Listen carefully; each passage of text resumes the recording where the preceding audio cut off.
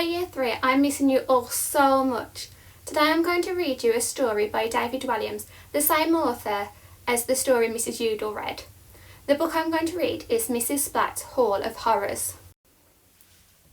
Mrs. Splatt's Hall of Horrors. Evil is a strong word, but it is not strong enough to describe Mrs. Splatt. She was the dinner lady who ruled with an iron fist, literally. She only had one real hand, the other was made out of metal. Legend had it that she stuck her hand in a tray of her own gravy to retrieve a spoon, and the gravy was so toxic her hand had melted away. Fizzle, fazzle, fuzzle. Mrs. Splatt's metal hand wasn't the only body part that had been added to her over the years. Oh no. One of her ears was rubber. It was shiny and much bigger than the other, and she couldn't hear out of it. The tale was she'd sliced her own ear off by mistake when she was chopping liver with an axe. Chunk! Her left eye was made of glass. Slop school lore had it that it popped out when she was beating a hunk of particularly tough meat into shape. As she saw it roll across the counter, she assumed it was a gobstopper and swallowed it whole. Gulp. Splatt also had a wooden leg. The story passed down through generations of pupils was that their dinner lady had fallen into a vat of her own piping hot custard and it had burned off. Sizzle, sazzle, suzzle. Splatt also wore a frightful black, wiry wig. Legend had it that she had burned all her hair and eyebrows off when she opened the other door to take out a casserole she was cooking, and it exploded. Underneath her wig, Splatt was as bald as an egg. Look, there's a picture to show you as well. She would whip off her wig when she needed to give one of her ancient pots or pans a jolly good scrub. Scribble, scribble, scrabble. As a result, it was full of burnt black bits and greasy brown bits. Splatt had false teeth. The story was she'd lost them biting into one of her own rock cakes. Her rock cakes were infamous for being harder than concrete. You might as well bite into a building. It would actually be tastier. Splatt's false teeth rattled in her mouth. Rittle, rottle, ruttle. Sometimes they even flew out when she shouted at someone, "Come back here, you vermin!" She liked to call the children vermin, even though diseased rodents were one of the main ingredients in her dinners. Doink, ouch. Mrs. Splatt had been the dinner lady at Slop School for longer than anyone could remember. No one knew her age. She certainly looked ancient. Some put her in her 80s, others in her hundreds.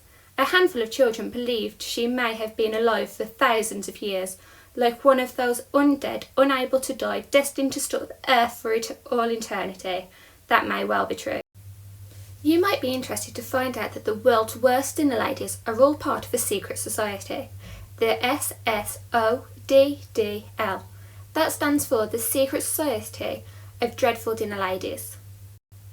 The SSODDL meets up every Sunday night around midnight at a top secret location. I am not able to reveal this location to you. If I did, I would have to go into hiding, as dinner ladies would track me down and force me to eat a ton of boiled beetroot just before the school week begins. It is a chance for them to share disgusting recipes, swap cooking utensils, which double as instruments of torture, and elect a new supreme leader. Mrs. Splatt has been the supreme leader of SSODDL for 50 years. Despite the other dinner ladies being ferocious, no one ever dared challenge her. Would you? Mrs. Splatt took great delight in serving up the most repulsive food she possibly could. Most days it was her dreaded stew. She loved cooking stews because she could bung anything she had in them. So today's stew might have all the leftovers of yesterday's stew in it, and yesterday's stew had all the leftovers of the stew from the day before, and so on, and so on. There was every chance you were eating last week's leftovers, or last month's, or last year's, or last decade's, or last century's. Not just leftovers though. Oh no, all kinds of things have been found floating around in Miss Splatt's stinky stews. A scouring pad, a pair of old man's underpants, a hedgehog, a flip-flop, a hearing aid, a used handkerchief complete with snot stains, a pair of laddered tights, a washing-up glove, a set of false teeth, a mop and bucket, a lint roller with bits of hair still stuck to it, a hamster's wheel, a pair of glasses, a walking stick, a doll with its head missing, a doll's head, a lady's shoe, one of a pair presumably, a shuttlecock, a shopping trolley, a sock, a man called Clive. Hello, my name is Clive.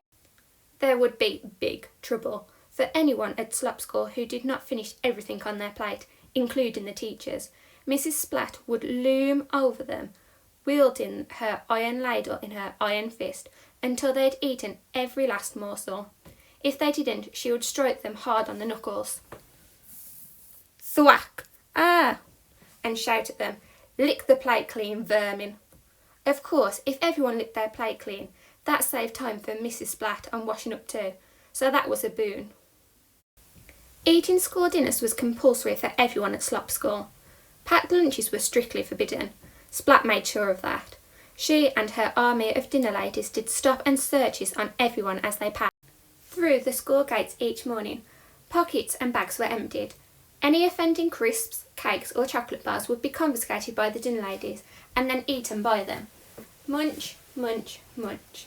One time, Splatt even ate a wooden pencil case. It was brown and she had to make absolutely sure it wasn't chocolate. Crunch! She actually quite enjoyed it. Yum! Although her false teeth did become stuck in it. My teeth!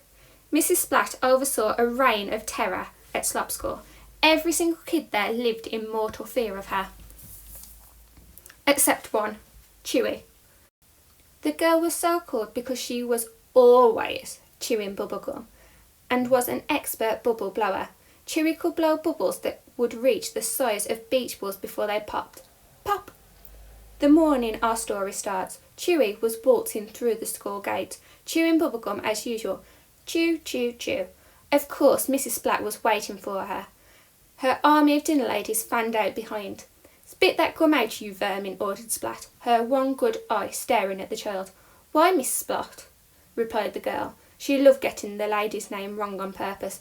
It's Splatt, not Splot. And can't you read? With her iron finger, the dinner lady pointed to a huge sign she'd attached to the school building that read, Fod is forbidden on school premises. Spelling wasn't her strong suit. Bubblegum isn't food, stated the girl. Yes, it is, argued Splatt. No, it isn't. Well then, what is it, Miss Cleverknickers? It's bubblegum. The hundreds of kids who'd been gathering in the playground to witness this had a good chortle. Ha ha ha! Silence! Ordered Splatt. She punched her iron fist onto her other hand. Thwack! Ouch! She whimpered. Now listen to me, child. It's in your mouth and you are chewing it, so it must be food. I'm sorry to say you are wrong, Mrs. Splatt. Splat! Whatever. The thing with bubblegum is that you spit it out after you have chewed it, which is what we would all love to do if you're disgusting school dinners. Ha ha ha, chortled the kids. With that, the girl burst a huge bubblegum bubble in the dinner lady's face. Pop! Before swanning off. Ha ha ha. Splat peeled the pink layer off her face. Before she could get her revenge, the bell rang for the first lesson of the day. Dring! She was boiling with anger. She had been made to look a fool. Now she was determined to break this vermin once and for all. Splat limped to the dining hall, or Hall of Horrors as the slop kids called it. Thud, thud, thud went her wooden leg. Watch the next video to find out what happens next.